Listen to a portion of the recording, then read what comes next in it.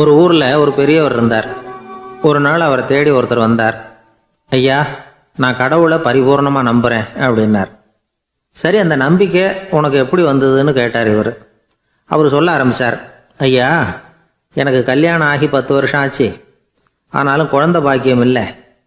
அதுக்கு என்ன காரணமாக இருக்கும்னு நான் யோசனை பண்ணிகிட்டு இருந்தப்போ நண்பர் ஒருத்தர் ஒரு ஆலோசனை சொன்னார். உனக்கு மதப்பற்று இல்லை, எந்த கடவுளையுமே நம்ப மாட்டேங்கிற, அதுதான் காரணம். கடவுளை நம்பு, உனக்கு குழந்தை பாக்கியம் கிடைக்கும் அப்படின்னார். அவர் அப்படி சொன்னாரே தவிர எனக்கு சந்தேகம்தான். இருந்தாலும் அவர் சொன்னபடியும் நடந்து தான் பார்ப்போமே அப்படின்னு முடிவு பண்ணேன். கடவுளை நம்ப ஆரம்பித்தேன். அந்த வருஷமே அழகான ஆண் குழந்தை பிறந்தது. எல்லாம் இறைவன் அருள் அப்படின்னார்.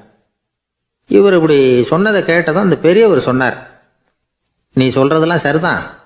இருந்தாலும் இந்த காலத்தில் எந்த ஒரு காரியமாக இருந்தாலும் அதை சோதனை செஞ்சு பார்த்துட்டு தான் ஒரு முடிவுக்கு வந்து சேர முடியும்.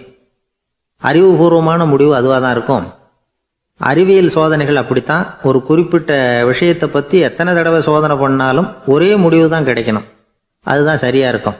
அதனால் இப்போ மறுபடியும் ஒரு சோதனைன்னார். என்ன செய்யணும் அப்படின்னு கேட்டார் இவர்.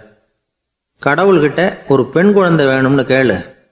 முதல்ல ஆண் குழந்தையை கொடுத்தது மாதிரியே இப்போ ஒரு பெண் குழந்தையையும் கொடுக்குறார்.